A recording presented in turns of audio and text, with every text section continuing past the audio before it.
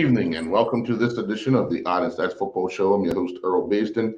Joining me is co-host Maceo Dill. We are awaiting the arrival of Coach Keita as well as Garrett Punchy Dill for tonight's show. But Maceo, FA Challenge Cup quarterfinals this past weekend as well as one first division game. Let's run down the scores from the FA Challenge Cup quarterfinals. As we know, it was on Friday night. It was Devonshire Cougars 1, St. George's Colts 2. And then on Saturday night, it was PHC Zebras 3, Hamilton Parish 1, and that was after extra time. And then on Sunday, yesterday, it was North Village Rams 4, Crossroads 1, Paget Lions 7, Young Gun Sound 2. And in the first division match, it was Devonshire Colts 1, Wolves 3. So let's jump right into the Friday night match. This one here, a rather big one. St. George's Colts looking to continue their march and hopefully try to do a double against Devonshire Cougars, who are also looking to do the same thing. But ultimately, it came down to St. George's scoring 2 goals and Devonshire Cougars only managing 1, but missed so many chances. Yeah, I mean, I think we're talked about Devonshire Cougars are being pretenders, right? And you just see certain behaviors that are happening over the duration of the season. They are not controlling games. They are not putting games away with opportunities in games. And then St. George's, having the finishing powers of Jonte, the Hall brothers to put games away, right? And St. George's are putting games away. They sustain the threat, they sustain the pressure, and with 5 minutes left in the game, they got their opportunity as Devonshire Cougars were pressing forward. They exposed them on the corner and they put the game away. And certain things just start happening for teams that win stuff. But teams that win stuff, this is kind of what it looks like. And teams that don't win stuff, it looks like what Devonshire Cougars is going through. And it's interesting, right? Because Devonshire Cougars have the league's top scorer. They have the league's top scorer, whereas he capped him in the game in Elijah Darrow. He capped him in the game. He went Actually, he's not the league top scorer. He's not the league top scorer. Is Jonte got Jonte and Blaze both have 13. Elijah only has 11. Oh, yes, Elijah has 11. Okay. Mm-hmm. Okay, I stand corrected. So, I mean, his goals have been keeping him, his goals are valuable for him. And he departed the game at like 39 minutes. They still created enough opportunities, but they're just not putting the games away. I think that group of players are past their best. They're past what their best is. And I don't know that the group of players that they have coming through are the ones that are going to get them to the heights that they want to get to this season. Mm-hmm. Maybe next season but not this season. Yeah, interesting. You should mention that. I mean, Devonshire Cougars in total have scored 36 goals. Elijah, as I just said, has 11 out of them. Their next top scorer is Chris Casey, who scored a hat trick against Somerset. And then D'Amico Coddington has 4. Well, Chris has 5. D'Amico has 4. And then it's a host of guys got 3. Well, Dimitri's got 3. Jarazio, Brimmer's got 3. Yeah. Brimmer's got 3. Jesse Seymour's got 2. Shikai Kayes has got 2. So they're getting a bunch of guys scoring, but not enough. Not enough. Yeah, clearly not enough. Yeah, it's and it looks like they get goals in spurts. So they'll win 4-1 or 5-1, and they're getting all these goals in one game, but it's falling down, and they've got those close games. But you have to now identify when are they scoring. Even if you identify Elijah Darrow, when are they scoring? Are they scoring at the moments? And I like to draw a reference to different types of scorers, right? And different types of teams. So if I look at this new guy at Liverpool, Nuna, the Uruguayan. Now his scoring, he would score goals when Liverpool's will score two, or versus match-winning goals or match-changing goals. So when you start to detail when Devonshire Cougars and when these guys are scoring, it's not at the moment that are winning games. It's not at those moments, and when those moments arrive, whereas goals that should win games or win championships, they're not there. You can see it. I mean, you can even look at it cross-reference with the type of Cristiano Ronaldo. Okay, he got his goals that year, but were those goals that were winning championships and games for him? And they're just not there. You can see they're not there. Devonshire Cougars is not there in the place to win championships this year. Whereas you can see a difference in what's happening in PAC, right? I want to say good now, evening. or you can see the difference what's happening in St. George's. You can also see the difference what's happening in St. George's is that they're now producing moments through their players that are deciding the outcome of matches, not just building up to statistics. So Devonshire Cougars, for me, are a team right now that's building up good statistics. Statistics, while good, statistics don't win championships and games. Sure. Again, I want to welcome Coach Kita. Coach Kita, good evening. We're just started talking about the Friday night match between St. George's and Devonshire Cougars. We were talking about the fact that Cougars have been scoring goals in spurts. I'm just going to draw a reference, Maceo and Coach. Cougars scored 5 against Somerset on January 27th, scored 4 against Somerset on January 22nd. They then scored 2 against PHC in that 4-2 loss. And then they beat Boulevard 7-0. They're scoring goals. When they score goals, they're scoring goals in a large amount in one game, as opposed to spreading it out to win more games. And that's why, right now they have a record of 8 wins, 2 draws, 2 losses. But they only played 12 games. They have 1 game in hand, and that's against the Dandytown Hornets. That if they win that, they can move level on points with North Village in 3rd place. So it's all about right now making sure they can maximize their opportunity. They're also scoring goals. They're also scoring goals in insignificant matches, if I could say that. So when they was required to score goals against Somerset in the finals, they didn't do that. Right. So when you detail when they're scoring goals and the pressure points that they're scoring goals, so okay, they got the game that they won that they lost 4-2, they got 2 goals out of that game. PHC, to PHC, and you see the difference with what PHC is doing.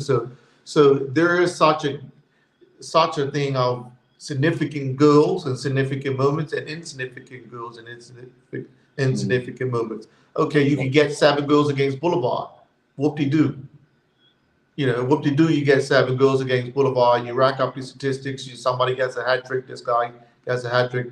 But when it comes down to significant goals and significant moments, those moments are not there for Devonshire Cougars. And I start to recognize that midway through the season, that those moments are not there, especially when they didn't win against Somerset in the finals.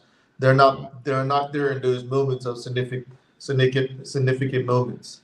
Sure. Well, Coach, what's your take on that result on Friday night? So actually, I was there. I got to say I'm coming from media. Didn't get charged, and I use my media words. So I still don't have a pass. But for me, it wasn't for lack of getting in good positioning. It wasn't for. Cougars had plenty of opportunity to win that match. The heroics of Jaquil Hill,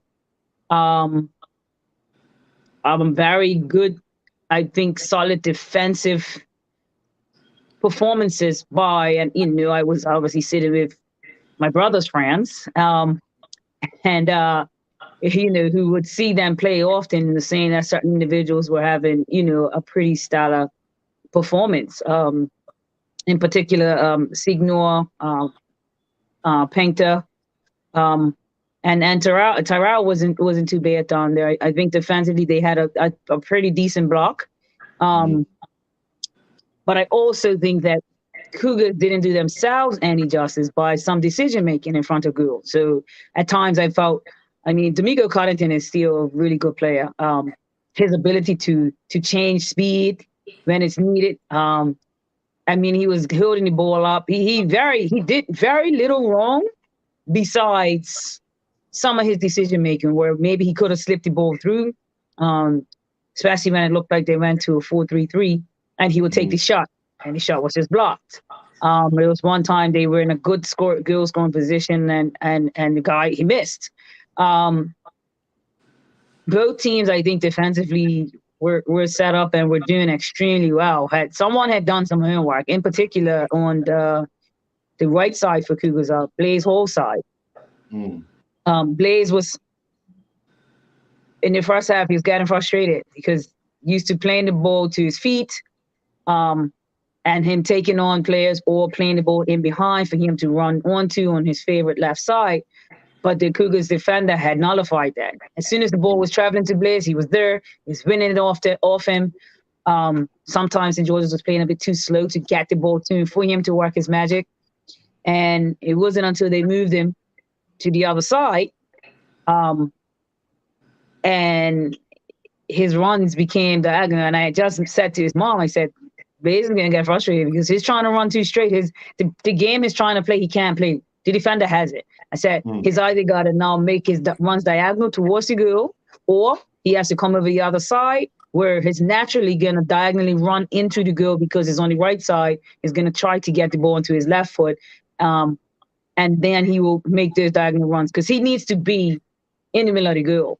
All right. And that's, that's when he scored the second goal after they had made that switch. And then, the lock of the draw, the defender slipped. And, as soon as the defender slipped and he was going through, I was like, oh, this is a goal. But yeah, it wasn't a really great game for me, if I'm being honest, to watch. But I understand why, expecting these same players to play week in, week out, game after game after game. It looks like Jonte Smith's carrying an injury. Yes. I know what they did was just every time he got the ball, a lot of times he had to play with his back to goal, and then he's trying to flick the ball on, but you couldn't. Them flick-ons are working against other teams. The Cougars weren't alone. He was flicking it on, was going to Tosh, or the defender was cleaning it up. The battle in the midfield wasn't too bad. I didn't think the guy Cameron had a really great game. He didn't have a horrible game, but I didn't think he had a really great game. And then it was just a lot of times weren't no patience in possession. It was just get the ball, It was like, let's just get it off the field. Let's get it out of our area.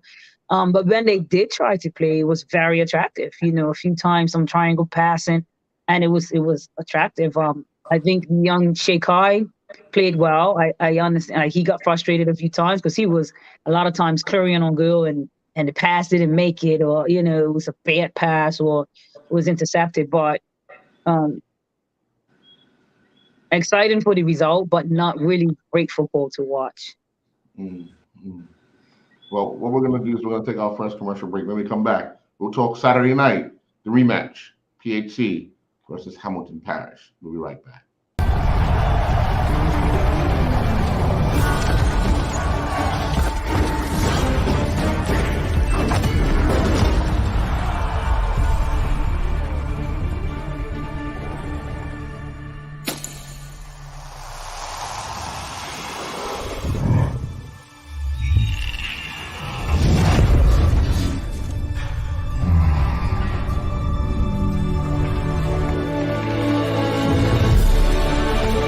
Putting down the weapons. You seeing this?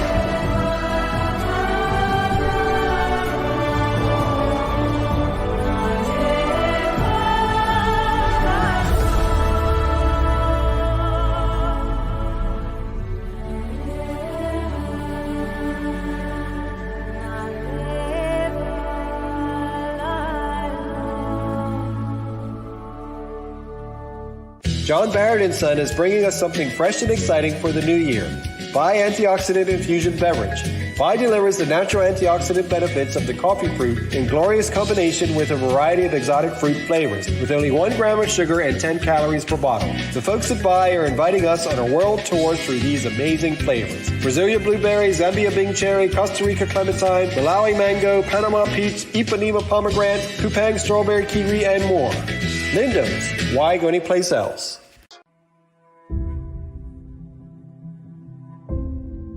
I'm also thankful and grateful because my greatest value of my life is my legacy. But why I do it? I feel supposed to do it. I was put here to be here, to do what I'm doing right now. Once I see somebody moving, it's the greatest joy for me. There's a little person being born. I am thankful that people have given me the trust, for me to empower them, from my players to my family to friends. And that's what I'm thankful for. I'm thankful that people have allowed me and trusted me to be in their life.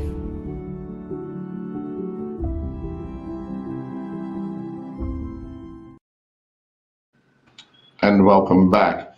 Well, the one match we had talked about in length last week was the fact that PHC had gone down 4-0 to Hamilton Parish.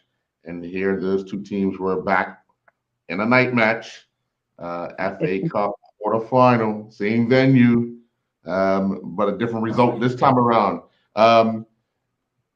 Maceo, let me ask you, Hamilton Parish, do you think they looked a different team than the week before? Yeah, they was missing Shane Hollis, through too many cards. Otterbridge, it's carrying an injury. He had to go off. They made 2 substitutes early within the game through injury, and that changed the dynamics of their approach to the game. Mm-hmm.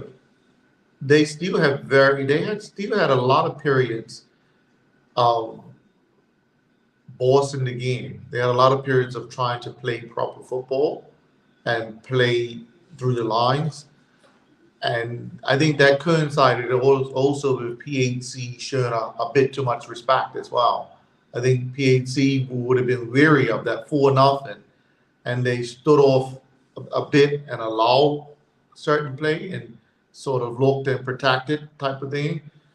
But the more the game went into the later periods of the game, Parish was becoming outside of their comfort, outside of their element. They were showing that they didn't have certain experiences going late into the match. And even when Parish scored the first goal in extra time. Mm-hmm. That's when they showed their most inexperience. After they scored, mm-hmm. They figured, okay, well, I won the game now. And within a minute, PAC scored. Yeah, 1-1, yeah. And within a minute, PAC scored, and then Parish were no more good. They didn't have it in their mentality. They didn't have it in their experience. They didn't have it in anything to know that, okay, it's still 15 minutes. It's still a half to go in this game. And PAC have been in that situation. It's almost like PAC as their ancestors of football have been in those situations, and their club has been in those situations for 3 and 4 decades. And they knew what to do in those situations. They knew what to do. PAC knew what to do in the twilight moments of the game, and Parish didn't know what to do in those twilight moments of the game. And then PAC's conditioning paid off too. Their conditioning based on their physical conditioning started to pay off. And then there was 2 brilliant goals that were scored by Seeley coming off the bench. So what PAC had coming off the bench, the putting that puzzle together, what they had coming off the bench was far more significant than what Parish had coming off the bench to decide the outcome of the game. Sure. So, the more the game went on, the more it favored PAC. Yeah. Coach, let me ask you, knowing a club like PHC with the caliber of players they have. Were you surprised at the end result? I asked that because, as I said last week, after every defeat, PHC come out as a stronger and a different team in their very next game. So, did it surprise you that the outcome of the match, or what did surprise you? The fact that it went extra time? Yeah, that it went extra time. I know, and I hope that I'm the only one who picked PHC to win this one. But You're not the only one. I was always gonna pick PHC, and I knew that I'm very surprised it went to extra time. But I knew that based off of Paris, Paris got a nice 4-0 victory, and then all of a sudden, they don't replicate that. So it was never a doubt in my mind that PAC would win the match. But I am surprised that they had to take it to extra time. And again, listening to Maceo, Parrish would have caught PAC by surprise to 4-0 match. They'd have caught them by surprise by getting them first 2 quick goals. And I still put that down to mentality. I still put that down to PAC feeling, you know what, this is a game we kind of could relax a little bit. It's not as much high pressure, and Parrish came to play in that moment. PAC won't make that mistake twice. They won't do it again. All right, so they would know now that, wait, these guys came to play last time. We have to play like we're playing a top team. And it's something I used to do when I used to coach. I used to say, I don't care if we're playing 20-year-olds or 5-year-olds. We're going out to play every team like it's the hardest game. And I think we have to have that mentality when we go into these matches. And PAC would have learned their lesson and said, oh, no. But kudos to Parrish for holding them out as long as they did. That's great. But again, as May said, a team that's probably PAC is a fit team once it's extra time. And the other piece is the best time to score on a team is when they just scored. Yeah. You know what I mean? Because they kind of let their guard down. I saw it in Philadelphia, Mexico, and Trinidad. Trinidad went ahead, and they celebrated like the game was over. Mexico beat them the same score, 3-1, right? So, it's a matter of digging deep, but definitely surprised it went to extra time. I was shocked when I heard Hamilton Parrish was ahead, and I said, "Oh." But that didn't last long, obviously, because the person came right back and said, "Oh, 1-1." When you heard that, yeah, you got the confidence go right back. Yeah, by the time I responded, they said 1-1. Yeah, they became more vulnerable when they was ahead. Yeah. Their vulnerability was, they was more vulnerable once they scored. And how often have Hamilton Parrish been in that position? You know what I mean? Where in a FA Cup match, 1-0 ahead, of a team of that caliber. The only way they would have, if they would have scored that second goal and took the win out of PAC, but PAC was always in it at 1-0. Sure. Now let's look at Bernard Park yesterday, where North Village defeated Crossroads 4-1. North Village jumped out to a quick early 1-0 lead, doubled that. Crossroads looked like they were lacking so many things in so many different areas yesterday. Even when they went down 3-0, it was like they were looking around at each other as to say, how are we going to get back into this? You looking at Crossroads yesterday, Maceo, what were your thoughts on their overall performance? The same thing as Parrish. They're just not been in that situation enough. They're not been in this situation, and the situation overwhelmed their players. It overwhelmed their players. So the type of performances that they're put together to be reckoned with, they now got in a situation where this is North Village, this is a quarterfinals and a FA, something's on the line. Something's on the line other than regulation. It's a different behavior when you're fighting for your life versus when you're fighting for victory. It's a different pressure. When you're fighting for your life, you could just fight. You could just fight. Anything goes. When you're fighting for victory and you're fighting for glory, is a different behavior. And you could look at it from, let's talk about it from a coach, Frank Lampard with Everton fighting for his life. He's not used to fighting for his life. He's used to fighting for trophies. He knows what to do at this end of the table, not at this end of the table. And that's the same thing with Crossroads. They know what to do at the bottom end of the table. But they don't know what to do when a trophy is on the line and success and glory is on the line. They didn't know what to do, and they made individual errors early in the game, and then they didn't have a clue after that. They didn't have a clue. They didn't. I think they turned on, when they went 2-0, they turned on each other. They spent more time arguing with each other than they did trying to get back to the match. Yeah, they didn't have a clue afterwards, and it was, they was never getting back in that game. Donovan keeps finding a way to get his goals. He got a goal on one leg yesterday. I mean, he was heavily taped up, heavily injured, and he got a goal on one leg yesterday. He keeps finding that way, but they don't have organization or a team or players that can probably get him any further than fifth in the table. I was hoping that they could pull off an upset at North Philly, so just to create some type of excitement with it. But it's back to the old guard now. I was hoping for both them and Parrish. All right. Yeah. The two you picked. Yeah. Coach, I mean, I don't know if you actually saw any of the match, but I saw. I was there. I saw from one. I got there when the penalty saved. It was saved, yeah. At times, I mean, the game was at a walking pace with North Village just knocking the ball around and Crossroads standing around like, okay, what do I do? Do I high press? What do I do? At times it really looked like a youth match, didn't it? I mean, at times, listen, I saw one time Trey Ming was playing at number number 4, the stand up left back, and got the ball up at the number 11 position. Yeah. Or the number 9 position, like in the same play. The same play. It's like he passed the ball, somebody passing somebody, and then he got the ball and ran it. This is in the second half. I think that initially I was even watching, I found myself watching Crossroads a little bit more. Like I could see they were actually trying to move the ball around. They was playing the ball around the back. I felt in the midfield that they initially was having some success. But then the penalty miss took if they had scored that penalty, I think it might have been a little different for a little while.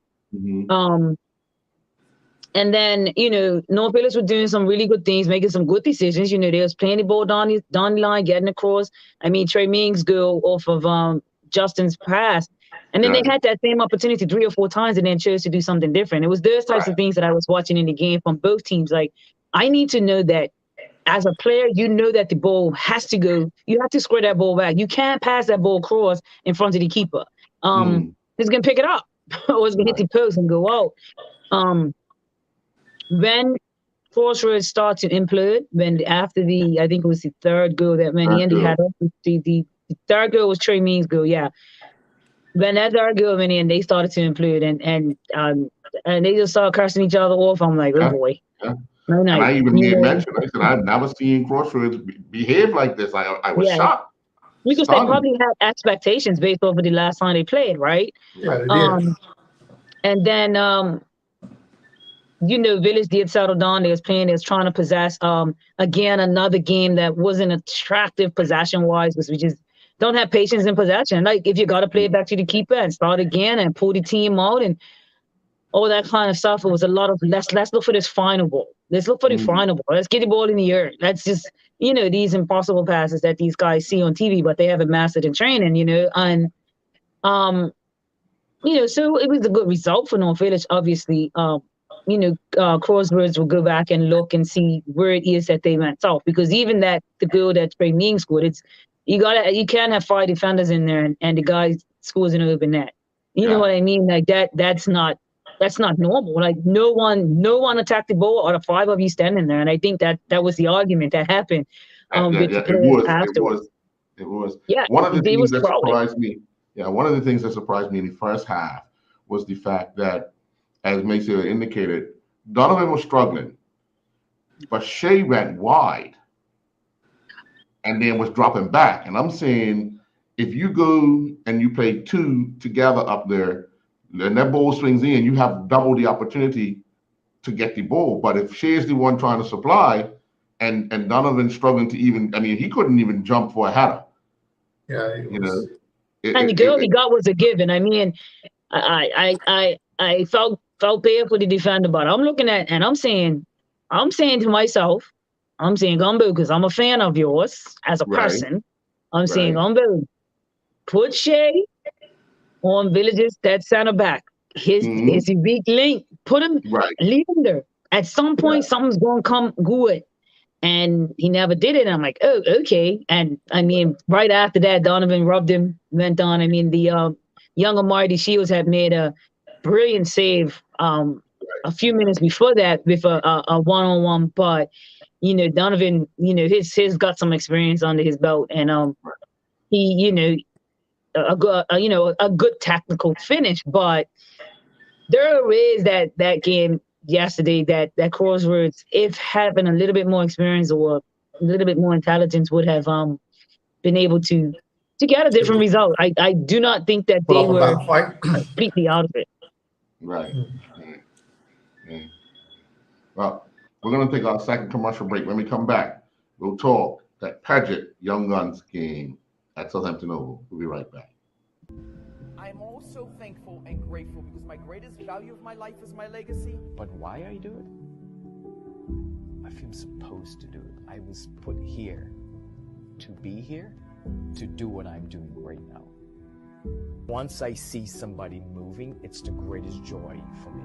There's a little person being born. I am thankful that people have given me the trust, you know, for me to empower them, from my players to my family to friends. And that's what I'm thankful for. I'm thankful that people have allowed me and trusted me to be in their life.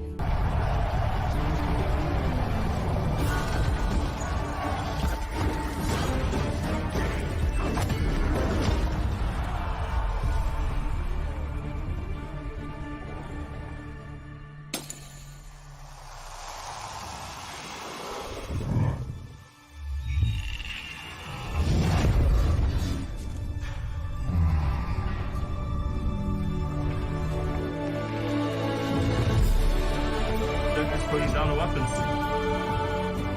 You seeing this?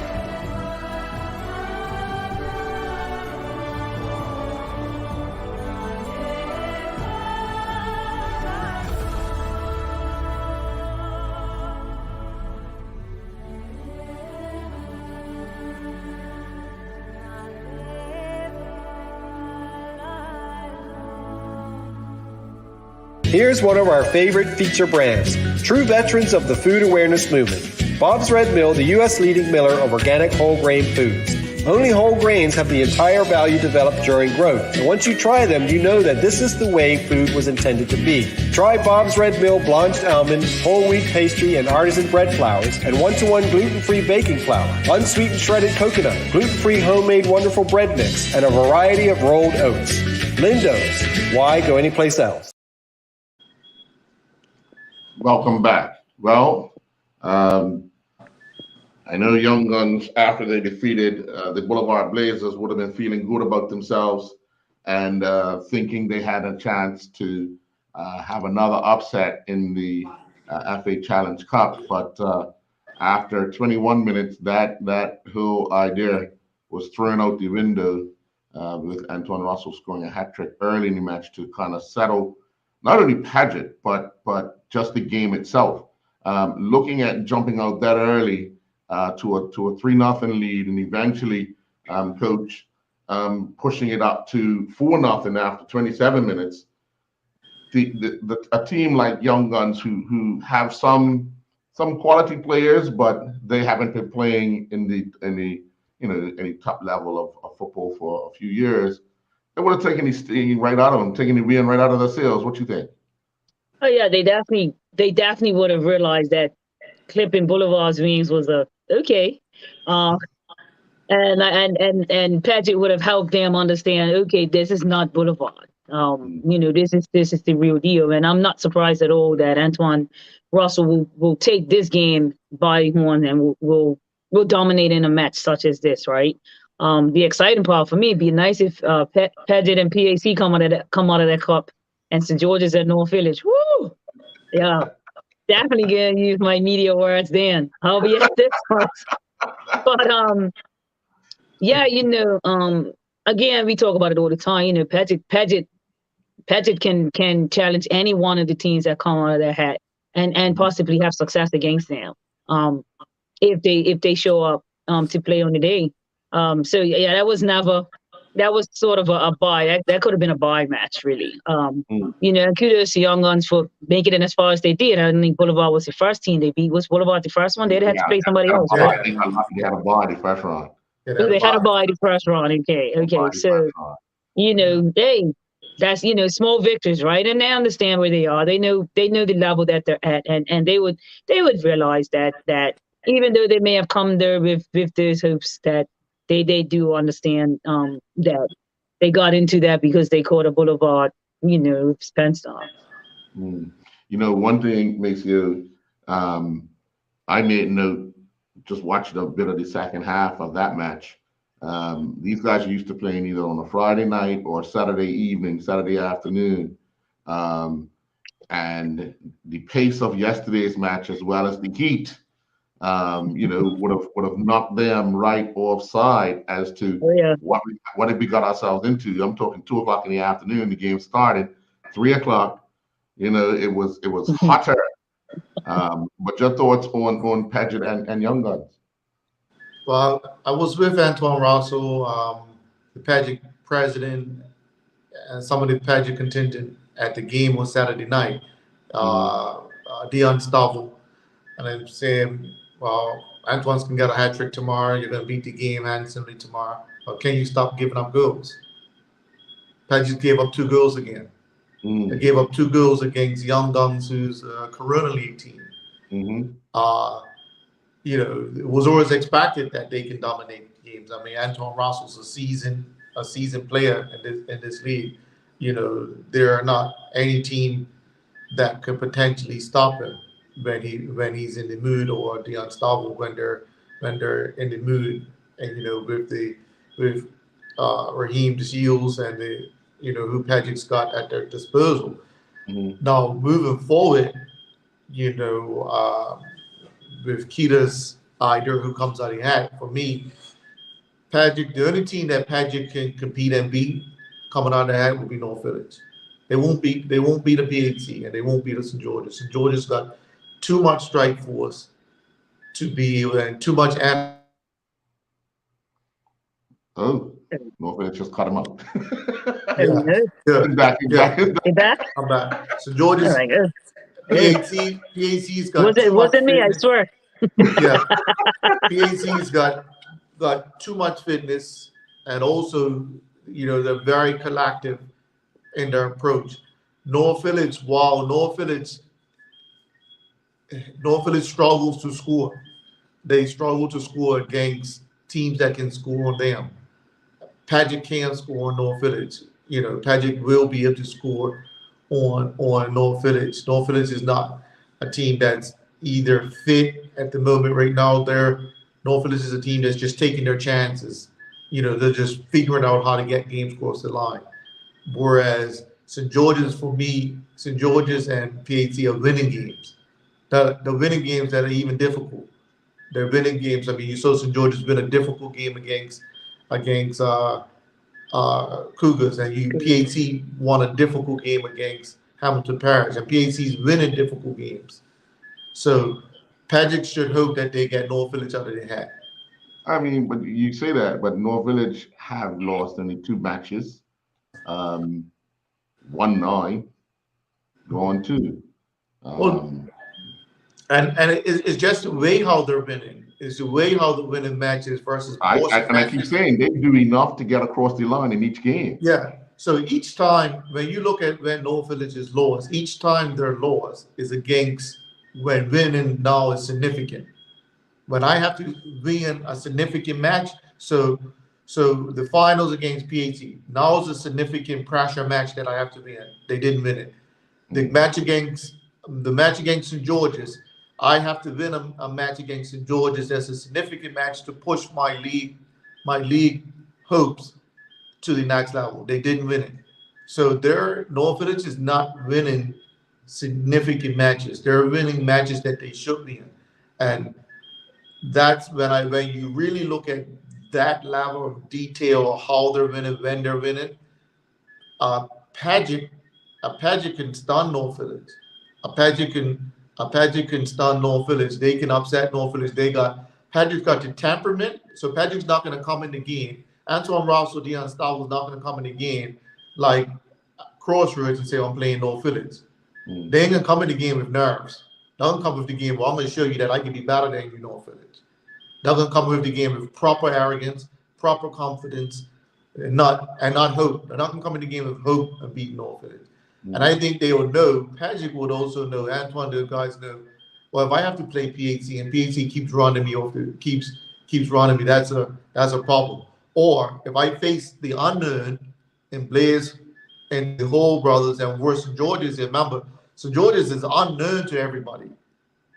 This is new territory, so you don't know how to take them sometimes, and they can slip. It's unknown, St. George's, and St. George's is gaining ambition and momentum.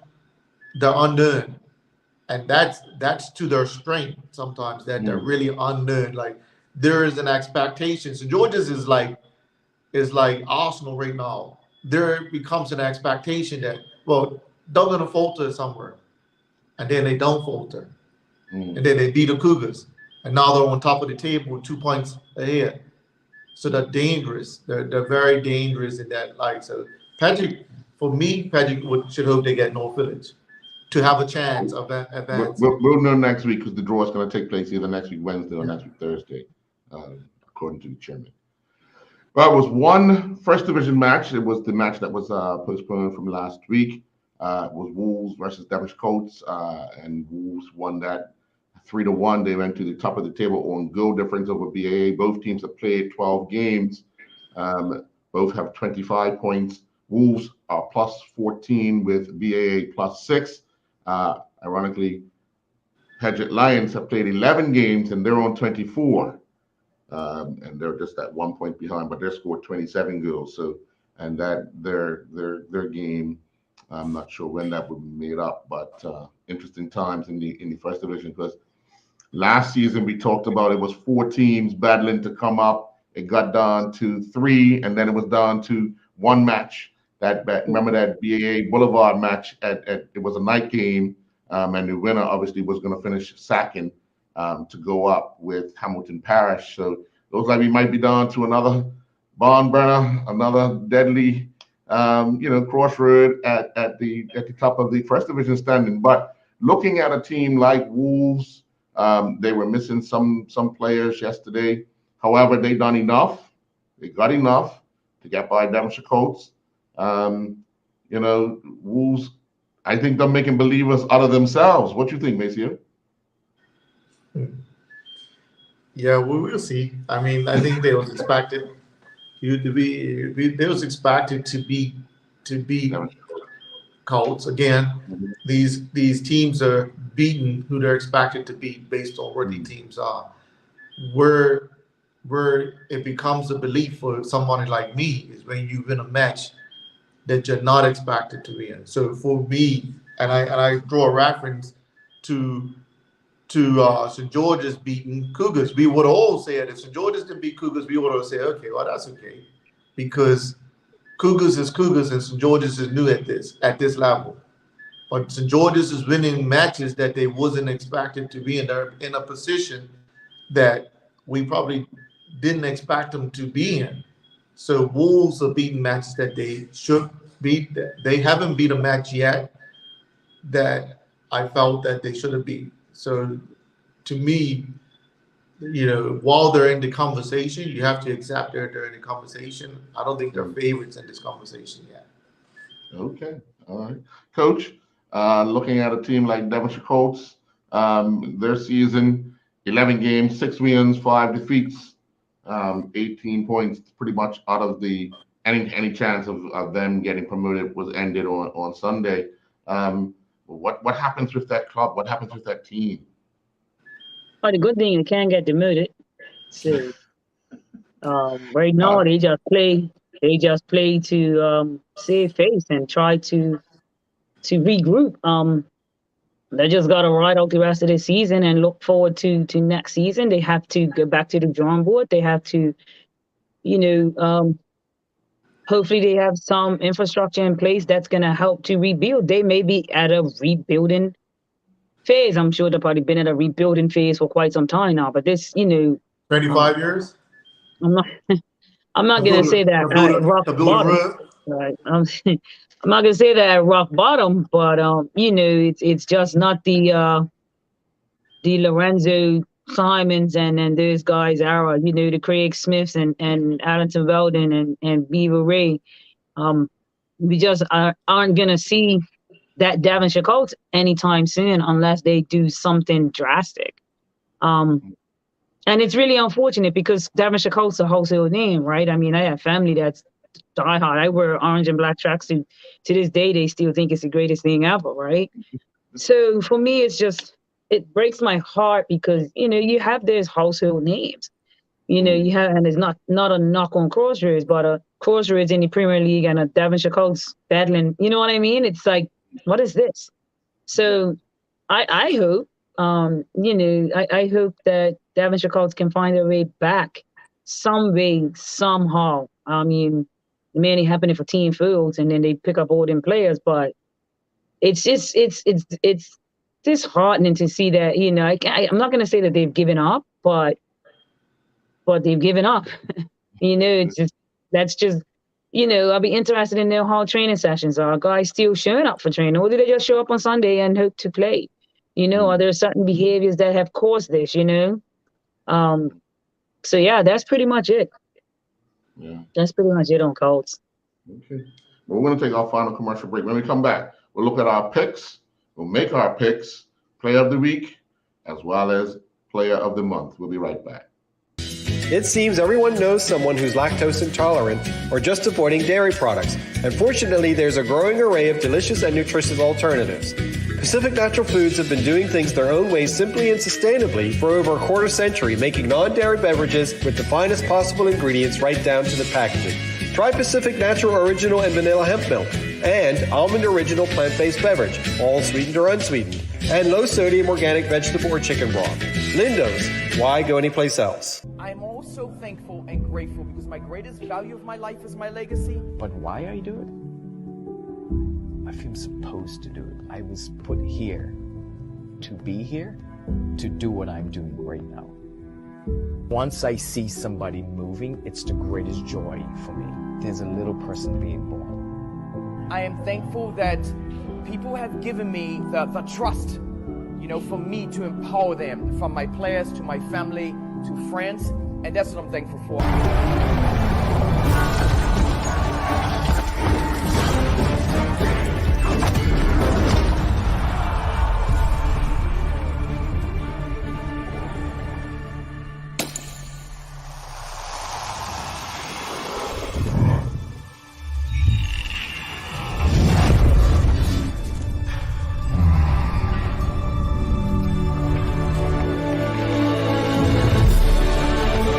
Putting down the weapons. You seeing this?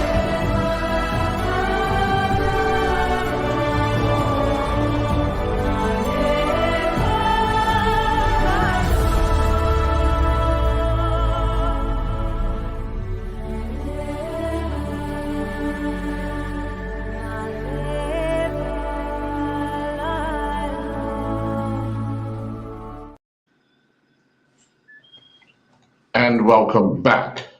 Well, we'll go to our picks first, and we'll start with that first division match that was postponed from last week. We saw Devonshire Colts and Wolves play. It was 3-1 to Wolves. We all took Wolves to win that match. Then on to Friday night, Devonshire Cougars versus St. George's. We all took St. George's to win that. Saturday night, PHC versus Hamilton Parish. Myself and Coach Keita took PHC. Punchy and Maceo both took Hamilton Parish. Paget Lions and Young Gun Sounds, we all took Paget to win that match, and they did so 7-2. And then North Village Rams versus Crossroads. Myself, Punchy, and Coach Keita all picked North Village, with Maceo picking Crossroads. So for this week, I finished with 5. Punchy finished with 4. Maceo finished with 3. And Coach Keita, you finished with 5 as well. Moving you on to 93. Maceo's 98. Punchy's 97. And myself is 106. Now, I told you I weren't playing no more anyway. well, it's time to catch up. You won last year. And Keita is proving my theory right. Nobody's won 2 years in a row, right? She's proving my theory. I tell you what, if I'd had my media pads and been getting to games, I'd have been, look, getting to games, I'm getting my picks right. Hey, she's about to get relegated. It's proving that they're right. That's something that's across the board in all of us. Yeah. All right. Let's get into the picks for this week. On Saturday afternoon at Wellington Oval, Maceo, you're first. St. George's Colts and Devonshire Cougars take to the field. Ooh, it's tricky for St. George's Colts, right? It's tricky. This is a league determining match, man. This determines the league. Elijah Darrell, what is the extent of his injury? John Tay Smith, you can see his carrying around an injury. What decisions do they make as to do they give him a half? Do they start him? These are decisions that are going to decide this match. I think because of the size of the field, it's going to favor the openness of the field. Is going to favor St. George's a bit more. The comfort that the Hall brothers are going to have and finding space and putting each other through is going to favor them. Whereas you're going to have Cougars that has D'Amico Coddington. Okay, he can pick the ball up on the halfway line, but there's a long way to go. There's a long way to go, and there's a long way to come back. He's going to be reserved in his runs and reserved in his energy. So the rest of Cougars are going to be reserved in what they do. So I think this favors St. George's. So with that, it's a match St. George's knows they need to win. They're gonna have that community behind them. They're gonna have momentum. So I'm picking St. George's. Coach? St. George's. No long conversation. St. George's. I'm gonna go St. George's as well. I think that momentum from the other night will carry them through, and the self-belief that they will have in themselves, being in the position of league leaders. And we're heading down to the wire. I think they will. Tomorrow, Cougars and Taunton play. Not Cougars and Taunton. Yeah, Cougars and Taunton. They play tomorrow. Yeah. That's the other. That's another thing. That's Another factor. Actually, let's do that one now, because that was supposed to be last week as well. Actually, we all picked Cougars. Are you staying with Cougars? I am. Yeah. Okay. We all pick Cougars. Okay, next match. Coach Keita, you're up first. This one here is Saturday night out at the BA Field. Robin Hood hosts the Boulevard Blazers. Hey, who Robin Hood played last? What was their result? 6-0 St. George's. Oh. with Detroit Smith and Go. Nobody. I think Boulevard might get a victory. I think they may get one. I'm gonna go with Boulevard. Boulevard, okay. Well, when I saw that Ian Cook had returned, I sort of felt a lot better with Boulevard and some of the other players that will come back. I think a lot of the senior players were disheartened by the way things were going under Jomar, and now that he is gone, I think they'll come back and try to salvage something of the season. So I'm going to go with Boulevard on this match as well. Maceo? Yeah, for the same reasons, Boulevard. I can't see Bravo winning a match this year. They got a draw, right? They got a point. Yeah. Yeah, I can't see them winning a match. Okay. On Sunday at the Wellington Oval, it is Hamilton Parish taking on the Somerset Trojans. I think Hamilton Parish are going to want to prove to themselves that loss to PHC and that victory over PHC were two different teams, two different games, and they're going to want to make a statement against a team like Somerset, who are right now struggling in the league. And I think that Hamilton Parish would have enough firepower to get through that match, and I'm picking Hamilton Parish. Maceo? Hamilton Parish they're in a tricky situation because now they've got nothing to play for. They're not going to get relegated. They're not going to win the FA. They're not going to win a trophy. They're in a tricky situation and they haven't got a result against Somerset yet. So I mean, Somerset knocked them out of the friendship final, the friendship semi-final. It was in Doug Leave, one of those semi-finals. Somerset knocked them out. Somerset's kind of had their number. You know, I'm going to lean towards Hamilton Parish to say, listen, we've got to improve against a weakened Somerset. We've got to show some type of pride against a weakened Somerset. They'll have Shane Hollis back, you know. So I'm going to lean towards Hamilton Parish. But Hamilton Parish is in a tricky situation now. Sergio is in a tricky situation motivating the players to play. One of the motivations would be let's come as high as we possibly can. Yeah, I as a coach, I'll be pissed if that was you. Every game we go, we better go to win. That's your motivation. What you better show up to win this game. I'm going with Parish for sure. I just think that they are going to do what you said, and that's show that we beat PAC 4-0 because we should have beat PAC 4-0, not that you know what I mean. So yeah, I'm definitely Parish. All right, Maceo. At Lords and St. David's, Crossroads host the PAC Zebras. Oh, Lord. PAC.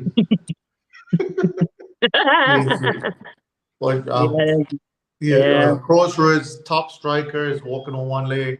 The PAC one. PAC all the way. That goes against the theory earlier when you were saying when they're fighting down the bottom and the different things to play for. They got a little gap. They got a little gap now. They got a little gap from the bottom. And now you have to also analyze the moment that they're in, far as where their team is. Mm-hmm. You know, that moment, those moments change. Those moments change based on circumstances. Just like you saw Liverpool beat Everton today. Liverpool was in 3-4 weeks bad moments. Mm-hmm.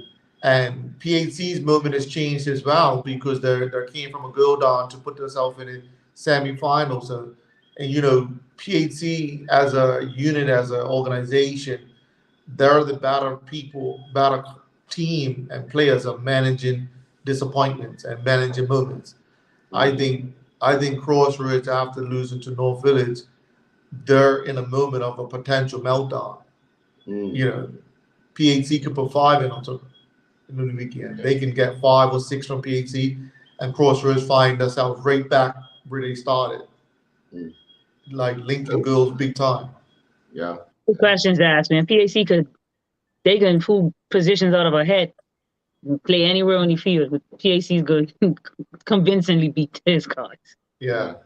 And I picked PAC as well. But interesting, Macy, you brought up a point. If Boulevard win and Somerset lose, they both become tied on 10 points. And if Crossroads lose, they'll be 4 points behind Crossroads. So that battle for that second relegation spot will heat up this weekend. Battle for the second relegation spot. Battle for the spot. A race. I call it a race to the bottom. Yeah. A race to the bottom. I still think Crossroads pulls out of that race. I think they've got a 4-point gap on. Yeah, that's a big gap. That 4 points is a lot. Yeah, it's 2 games. You need a win and a draw. 2 games. There's a lot for Boulevard and Somerset to make up. Is actually a lot. You only Yeah. play Robin Hood once. Yeah, exactly. Is there Boulevard and Summers is only guaranteed one victory in the league, and that's Robin Hood. Oh, unless when they play each other. Yeah.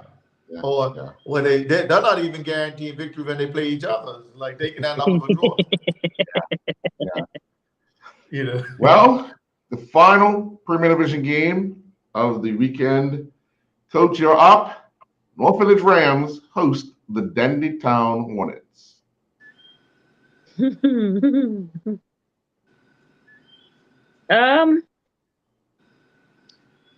good with North Village. And that's not with my heart either. I'm just gonna go with North Village. More my head than my heart. Yeah. I think Dendy Town still have to sort out their goalkeeping issues. And I think a lot of the players don't have a lot of confidence in the goalkeepers that they've used other than with Jaden Wade. And I think for that, I'll give North Village the edge. And the other reason for me giving North Village the edge is that they all know they can't afford to drop any points if they have any ambition of winning the league. And this one here is playing the defending champions. You want to make a statement. So I'm taking North Village. Maceo. Yeah, for the same reasons. This is a game that North Village will be expected to play based on the moments that North Village is in and the moments that Dendy Town's in. North Village are historically this season are showing that the games that they're supposed to be in, they win. It's the ones that become challenging where they falter a bit. Sure. It's like even like the one against Crossroads, that was a challenge. The game against Crossroads was a challenge that they dropped points. You know, as soon as that challenge happens to North Village, they don't win. But Dendy Town's not going to offer that challenge. Sure.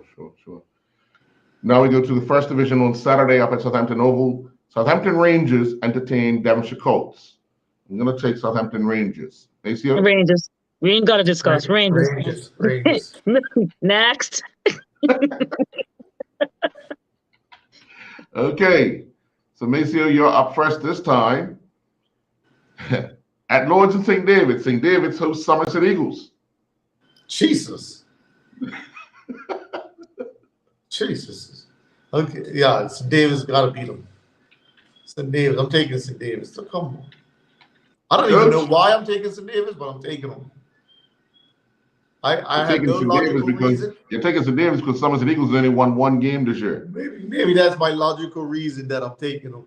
I'm taking St. Davis, but I even think Somerset Eagles could be capable to go down there and just do something. So you said they can't run. Well, yeah, they can. St. Davis players for run. And there's a lot of running. Yeah, thank you. You just gave me some logic. You gave me some logic. They can't run. That's a big field. And depending on that breeze that's going to come off that water. There's a lot of running. There's a lot of running. They better train in goggles. St. Davis, yeah. I mean, geez. If they don't win, I'm never going to pick them again for anything. That's kind of how I feel. That's how I feel, man. Because every time I pick them, that's what's happening. Like, yeah. If Davis don't beat Eagles, that's it. Night. Okay. So the next match, Coach Keita, you're up first. It's a top of the table clash. That could be a top of the table clash. Young Men Social Club host Wolves at Police Field. Wolves. I'm going to go with Wolves.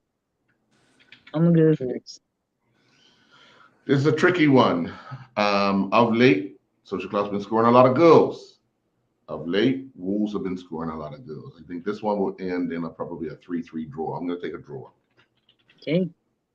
I'm picking Wolves. I'm going to pick Wolves in this one. Okay. Wolves is a better football club than Social Club. Okay. A football team. The last match, I'm already put everybody down. Yeah. Paget's taking on Iron Rangers. Paget. Mason, you want to take Iron Rangers? No, not at all. Where's that game? Southampton Oval. Yeah. Oh, Paget's going to put about 8 on that small field. Yeah, that's not going to be pretty. We should be picking on what the score is going to be. Yeah, exactly. That's where the points should come in. These are just easy points. Yeah. Sure. Well, let's discuss The player of the week for last week, we had Jonte Smith scoring a hat trick for St. George's against Robin Hood. Donovan Thompson scored the winner for Crossroads against Dendytown Hornets. Mikael Hill, Walker scored those 2 quick goals against PHC to set Hamilton Parish on their way. And David Jones Jr. scored a hat trick for Social Club in their big win over Island Rangers. So, who would stand out for you, Maceo? Jonte, Donovan, Walker, or Jones? I would say the significance of the situation is Walker because That's my favorite. because there wasn't an expectation that that Hamilton Parish would do that. There wasn't an expectation that they would do that. So those goals that he put on the board, change the outcome. I think we have the expectation with Donovan. We have the expectation with Jonte. So Walker stands out for me as the most significant contribution last week to the result. Okay. And with Coach Keita also agreeing and myself agreeing, we will say that Mr. Walker is the Gosnells player of the week. Now we have to look at player of the month. And the 3 people that we have was Donovan Thompson, Paul Simons, and Chris Casey. Antoine Russell with 5 goals against Eagles. Sorry, I did forget that. My mistake. Sorry, my mistake. I still agree with Walker. Okay. Yeah. I just scored 5 goals against Eagles. Not knocking down, not knocking Antoine. It's a great player. Don't get me wrong. Yeah.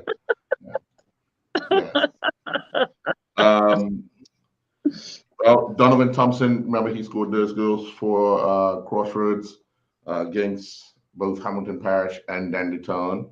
Paul Simons has had a remarkable month of playing for PHC. When he's not scoring goals, he's set up goals. And Chris Casey was picked the player of the week for his hat trick against Somerset Trojans. So I asked Macy the first time. I'll ask you, Coach, who stands out? Thompson, Simon. I'm gonna have to go with Paul, right? For consistency. And the team is obviously doing well based off of his contribution. So for me, it's a no-brainer. Okay. Maceo? Yeah, Paul. He's changed the dynamics of PHC. We can talk about PHC, the significance of all the players that they lost last season, and they gained him, and he's keeping them at the top end of that conversation, right? So definitely go with Paul. And like you said, when it's not scoring goals, it's doing so many other things for the team. Well, we want to congratulate Paul Simons for being named the Gosnells Player of the Month. So, well, guys, thank you very much. We'll be back on Sunday with these interesting matchups. Will the leaders remain the leaders? Will that relegation battle get tougher? Will that promotion battle get even more interesting?